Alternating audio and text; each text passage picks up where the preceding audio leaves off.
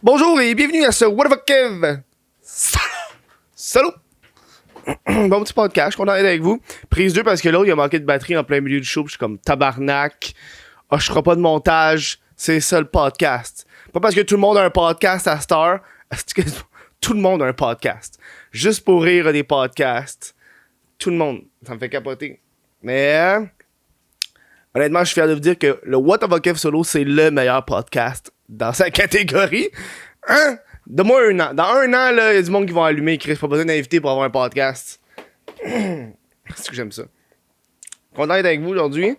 Si vous voulez supporter le podcast, What the fuck solo, le crise de podcast, n'oubliez pas le crise de podcast. Je suis content de refaire, là. J'ai contacté un invité, il m'a pas répondu. Ça va être difficile d'avoir René Charles Angélil. Mais je dis que je suis dans. Imagine!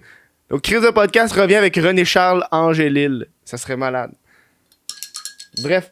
Si vous voulez supporter les What the fuck solo, c'est pas sur patreon.com/whatthefuck, vous pouvez prendre un abonnement. $1 par mois, pour moi, c'est en masse. Vous pouvez même prendre un abonnement annuel. Vous payez one shot pour un an. Vous avez 15% de rabais. C'est le pire petit café glacé que j'ai fait à vie. Ça, c'est un restant de matériel. Un restant de matériel.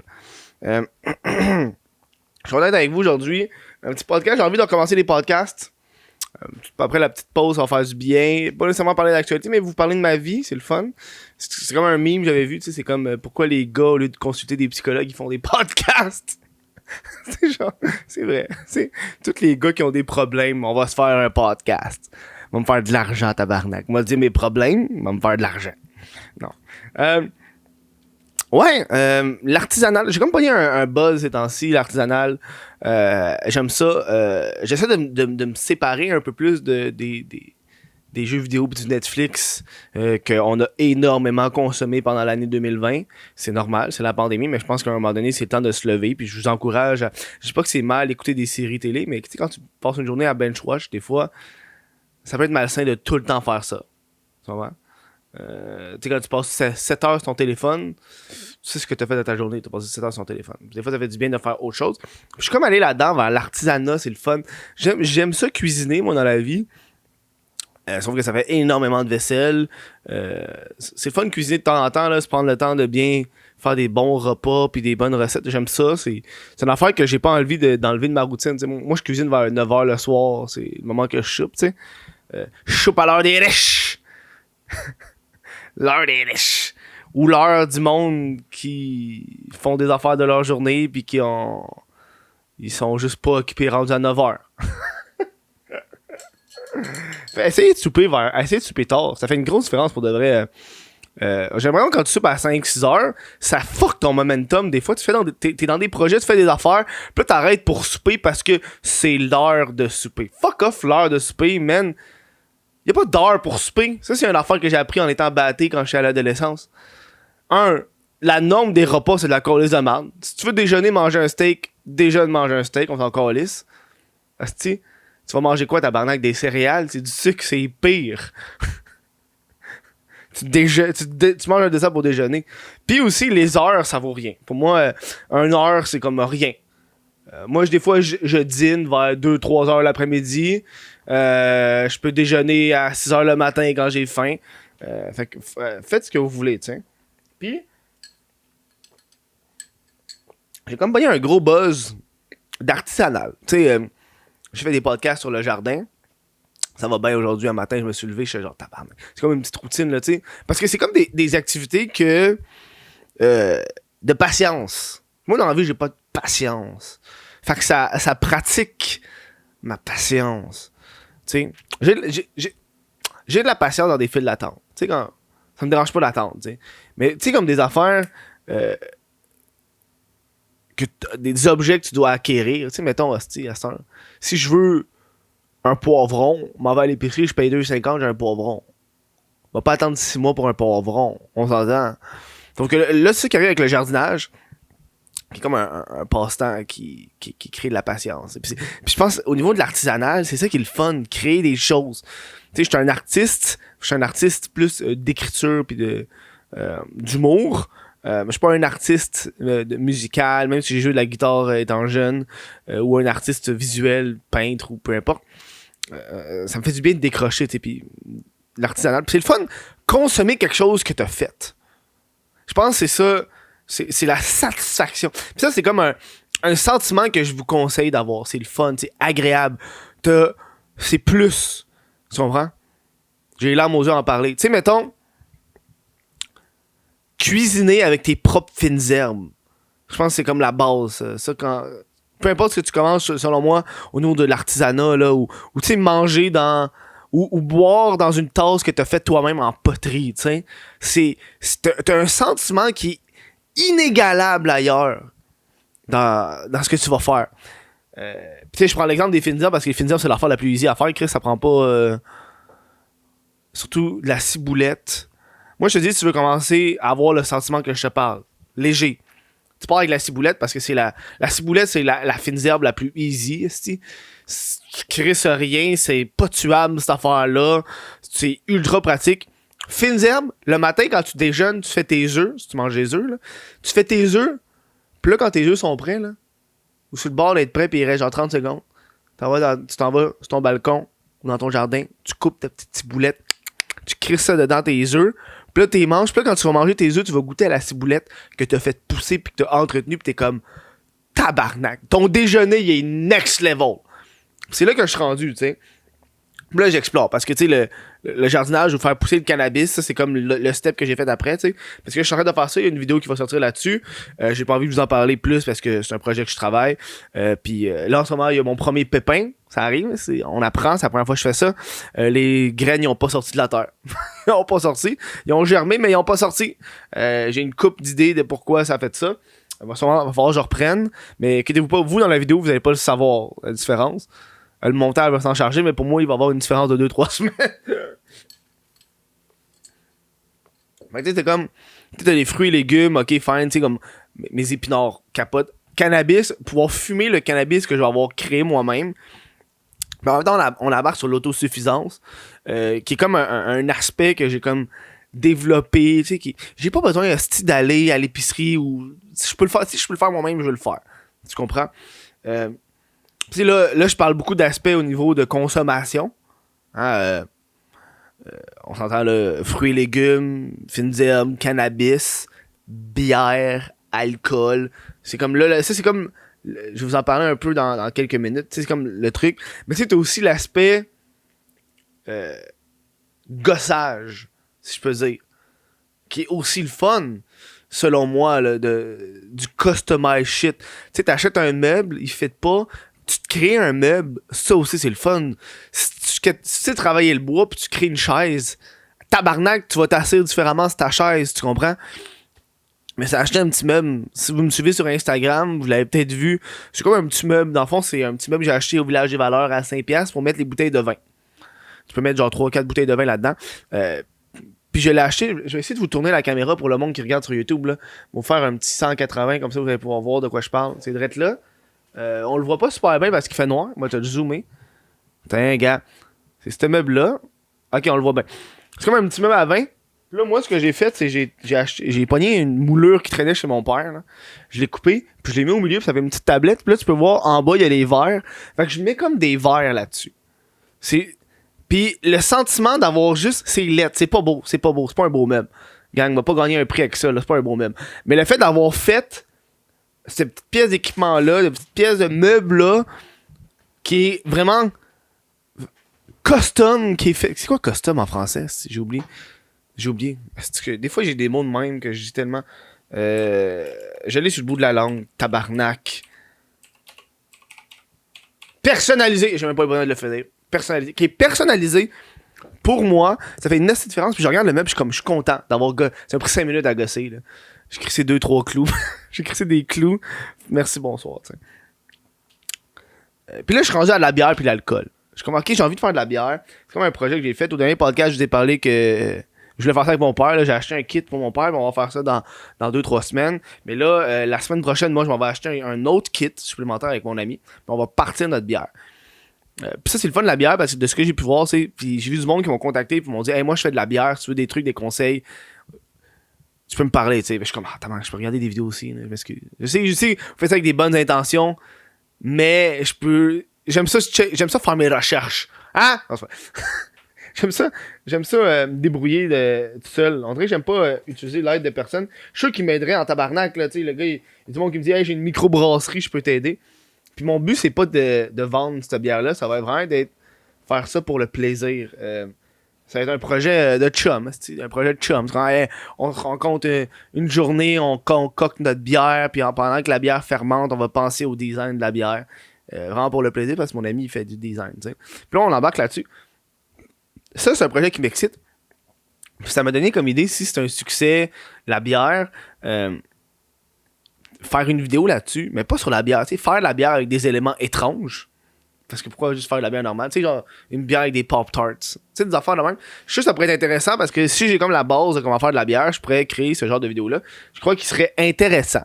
Puis peut-être ça va donner la passion de la bière aux gens parce que quand je suis allé au commerce qui s'appelle à Montréal, la Shop à Baroque, parce que j'ai juste trouvé 2 commerces à Montréal que ça parce que je voulais pas acheter ça sur Amazon. À un moment donné, là, Amazon, on décroche. Là. Il y en a 2 qui s'appellent Shop à Baroque. Puis Mou International. C'est deux magasins que j'ai trouvé qui vendaient les accessoires puis les grains pour faire ta propre bière. Puis quand je suis allé voir le gars Shop à Baroque, j'ai demandé puis y a-tu un engouement pour la bière artisanale, pour faire de la bière maison? Parce que on sait tous qu'il y a un engouement pour le jardinage. J'en fais partie. J'en fais partie. J'ai commencé à jardiner, faire mes fruits et légumes, mais est-ce qu'il y a du monde aussi qui ont commencé à faire de la bière? Puis il me dit que non, malheureusement, il n'y a pas eu d'engouement, il n'y a pas vu de différence entre l'an passé, cette année, puis les autres années d'avant. Puis je trouve ça dommage parce que ça pourrait être le fun. Puis je pense, ma théorie là-dedans, c'est qu'on n'est pas exposé à ça. Le jardinage, on est beaucoup plus exposé parce que, mettons, tu s'en vas au Canadian Tire, t'as le centre du jardinage. Au Home Depot, il y a le centre du jardinage. Tu te promènes, tu rentres dans des magasins, t'as de la terre qui est là, t'as des affaires, t'as des plantes, t'es exposé à ça, fait que ça rentre plus facilement. Tu dis, je pourrais commencer, tu sais. La bière, pas vraiment, parce que t'as pas de... Je peux pas acheter ça au Canadian Tire, là, les trucs pour commencer de la bière. C'est tellement des trucs précis.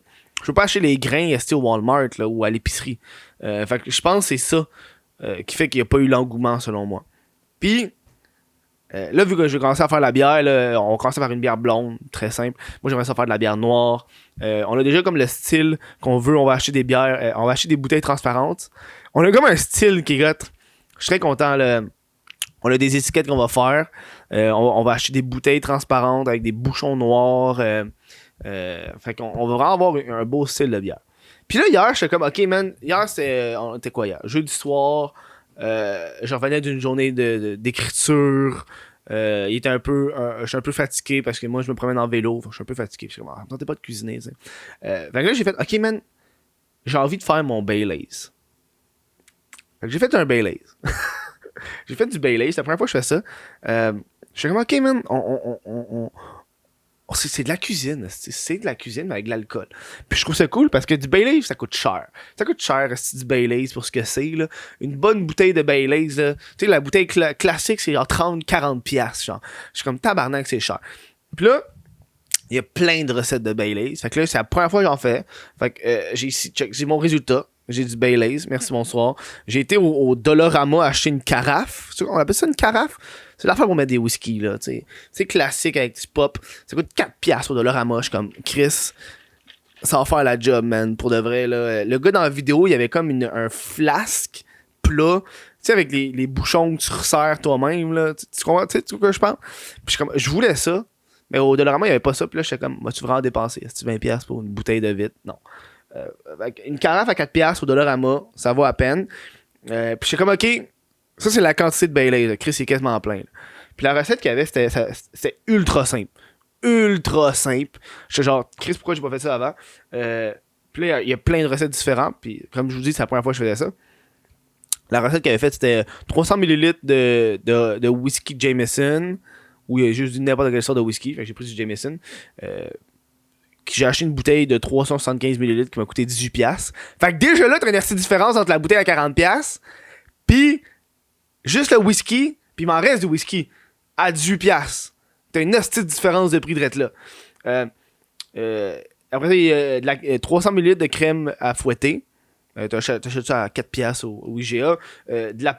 Une cuillère à thé de poudre de cacao. Fait qu'il fallait que j'achète de la poudre de cacao. Une cuillère à soupe de café. Puis 150 grammes de sucre qui revient à 3 quarts de tasse, je pense. 3 quarts de tasse de sucre.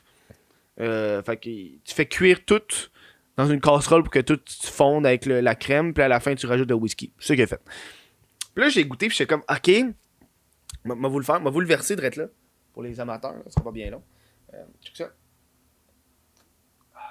Oh, tabarnak. Là, il est même pas encore midi. Hein. Je vous dis ça de même. M'a vous le verser. OK.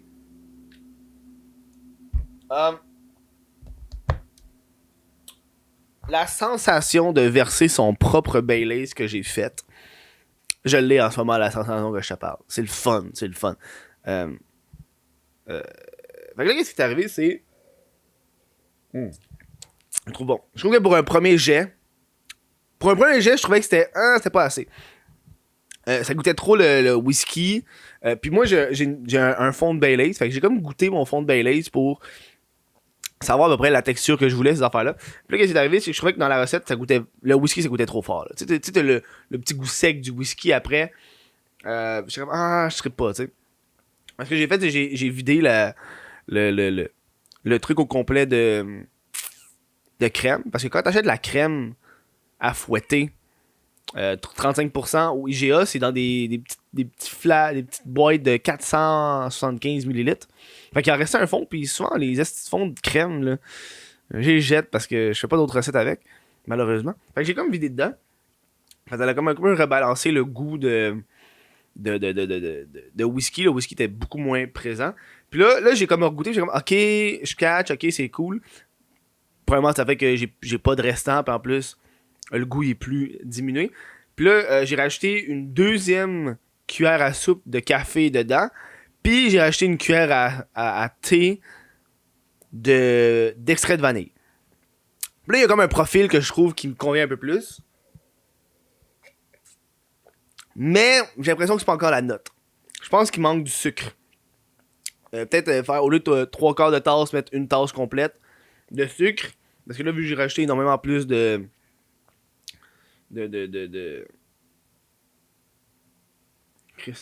crème, ça. Peut-être aussi essayer avec la crème. Parce que dans le fond, j'avais acheté une crème classique où il y avait crème à l'ancienne qui avait de l'air crissement bonne. Je suis comme, on va commencer par une affaire. Puis je suis comme, ok, c'est hot. En tabarnak, la gang, ça vaut la peine. Tu sais, on est encore en confinement, mais tu sais, le bonheur de faire goûter quelque chose que t'as fait.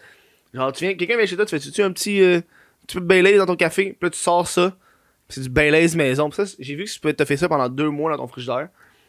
Fait que moi, ça me convient énormément. Et je vais en mettre dans mon café. Je vais mettre le restant dans mon café parce que je vais pas boire ça tout au complet. On va voir qu'est-ce que ça va faire dans le café. Qu'est-ce que ça va changer comme goût. Je pense pas que ça va changer grand-chose. En ce moment, mon café est pas tant bon. On va goûter. Ça a changé fuck all. Ça goûte. Le lait d'amande goûte ben trop fort. Je vous encourage à faire ça. Puis ça c'est un premier jet, première expérience avec un faisage de Baileys.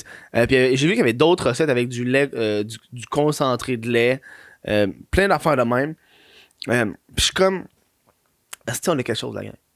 On a quelque chose. Puis le bonheur que j'ai eu, est-ce que je me lève, je l'ai fait hier, je te jure, je me suis 2-3 fois depuis hier que j'étais dans le frigidaire, parce que moi il est dans mon petit frigidaire, je vais juste le prendre, je le regarde, je le shake un peu, je le remets. Je suis comme, c'est mon bébé. C'est mon petit bébé, ça là. C'est mon petit bébé, mon petit Baileys maison que j'aime bien, tu sais. Oh god. J'ai larmes aux yeux. Si j'aime ça. Je sais pas comment l'expliquer. Ceux qui écoutent le podcast en ce moment et qui font un truc artisanal comme ça savent le sentiment que je parle. C'est un sentiment qui est fort. Puis ceux qui ont jamais fait ça, prenez le temps de regarder une affaire que vous voulez faire. C'est moi je passe beaucoup du coq à l'âne. T'as remarqué, esti? Je fais tellement d'affaires. J'aime ça faire plein d'affaires. J'aime ça m'occuper. J'aime ça gosser, expérimenter. C'est un peu ça mon problème. Moi, je pense dans la vie, j'expérimente un peu trop sur tout. Tu sais, moi, il y a un resto proche de chez nous qui fait des Pokéballs. J'aime ça, les Pokéballs. Je trouve que c'est bon. Mais je peux pas m'empêcher d'essayer du nouveau Pokéball à chaque fois que j'y vais. Tu sais, je suis comme... Je sais que je l'aime, lui. Je sais que ce Pokéball-là, je l'aime. Le thon saumon, je l'aime. Je sais que je l'aime. C'est toujours un winner, peu importe où je m'en vais. Mais quand j'y vais, je suis comme, OK, là, j'ai envie d'essayer ce-là. Je regarde les ingrédients, puis je suis comme, ah, je suis pas sûr de cet ingrédient. Mais je vais l'essayer, ça me dérange pas. Au pire, je l'aime pas. Mais au moins, je vais l'avoir essayé. Peut-être que je vais découvrir de quoi. Puis je pense que c'est ça qui se passe moi-même avec les passe-temps. Puis ça, pour de vrai, le Baileys, hein, je vous le jure, ça a pris 15 minutes à mélanger les ingrédients et à tout faire. Après, ça a pris 1 heure à reposer, parce qu'il faut que ça redevienne frais, là. Après ça, tu verses le truc. Fait en tout, là, ça a pris 20 minutes à faire, plus 1 heure d'attendre que ça refroidisse. Fait puis j'ai mon Baileys maison, puis j'ai une fierté. C'est quoi t'aurais fait pendant ces 20 minutes, là, tabarnak? T'aurais écouté un What the Fuck F solo? Mais non, Chris, tu fais les deux en même temps. T'écoutes un What the Fuck F solo, puis tu fais ton Baileys maison. Puis j'ai vu d'autres recettes de drink de même que tu pouvais faire. Puis je pense que, honnêtement, là, tu sais, moi, j'achète du Coureur des Bois, j'aime ça. C'est une crème à l'érable. Puis je pense que je pourrais faire ma propre crème à l'érable. Puis tu vois que le coût est tellement diminué. On a passé de... cette quantité-là de Baileys m'aurait coûté 40$. Puis là, avec tous les ingrédients, ça m'a coûté... il a fallu que j'achète... il a fallu que j'achète la poudre de coco.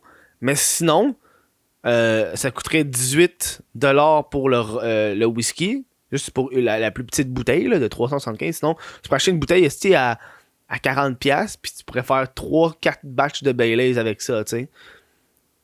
Fait que ça te coûte la moitié du prix pour avoir un produit maison.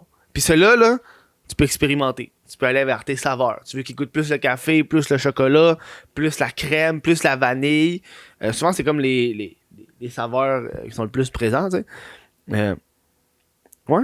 C'est un podcast de bière, finalement, j'ai plus parlé de j'ai plus parlé de mon Baileys. Ouais. Je serais content. C'est un petit podcast. J'espère, honnêtement, écrivez-moi dans les commentaires c'est quoi vous faites, vous, qui est artisanal. Il y en a qui... Hey, faire des pâtes, ça doit être de quoi, big, là. Genre, on parle artisanal, là. Tabarnak de faire des pâtes, là. Juste à y penser, je suis stressé. Ça a l'air compliqué, ça a l'air de prendre bien de la place. Mais ça a l'air bon, par exemple, manger des bonnes pâtes fraîches que t'as faites, là. Oh! Wow! Oh, wow. Ça a l'air taste. Oh! Wow. Puis je pense que la forme la plus simple que je vous parle, c'est la cuisine, là. C'est le fun, là. C'est la forme la plus simple. Si vous cuisinez pas dans la vie, je vous le conseille. OK. Il y en a, dude, il y en a qui cuisinent pas, là. À un moment donné, tu vas trouver ta recette. Moi, j'ai une recette que mon père m'a montrée. Qui est une recette de spaghettis aux fruits de mer, si on veut dire. C'est ultra simple. J'ai appris cette recette-là à mon ami avec qui je vais faire de la bière. Puis depuis ce temps-là, il en fait souvent avec sa blonde.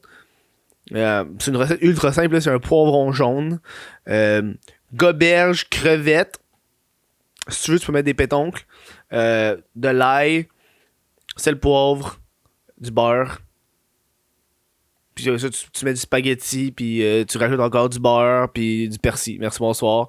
La sauce, c'est du beurre à l'ail, genre. C'est classique, c'est bon. Si tu veux, tu peux rajouter un peu de jus de citron pour un petit peu de goût. C'est une recette que j'aime, que j'adore, que je fais souvent. Après, c'est comme une recette, je suis fier de la montrer aux gens parce que c'est une recette hors norme, tu sais. Un spaghetti aux fruits de mer, hein, c'est des pâtes aux fruits de mer. Sauce beurre à l'ail. C'est gras. Mais c'est bon. Ah, c'est bon. Avec des pétoncles. Ouh. Voilà. C'est tout pour ce podcast aujourd'hui. J'ai fini mon verre de trucs. Aujourd'hui, on va faire un petit pique-nique. On va s'amuser. Il fait beau dehors. Là. On va profiter du soleil. Ah, là, j'ai le goût de le Baileys. On va profiter du soleil parce que Chris, la météo s'est tendue sur une petite chienne. Hein? Il fait beau le matin. Par ça, le soir, il commence à pleuvoir, des orages. Si tu vas chier. Si vous avez apprécié ce podcast-là, allez sur patreon.com/whatofakef. Sinon, vous pouvez vous procurer le t-shirt officiel du What the Fuck F solo sur le whatofakef.com. Il m'en reste quelques-uns. J'avais acheté en quantité limitée. Je pense qu'il doit en rester genre une dizaine. Fait que si vous voulez les acheter, achetez-les. Ils sont en rabais, là. Il y a 5$ de rabais dessus. Puis je pense que si vous êtes membre Patreon, vous avez un code pour 20% de rabais. Sinon, vous avez un code pour 10% de rabais de façon permanente. Je me trompe pas. 5 ou 10%? Je sais pas.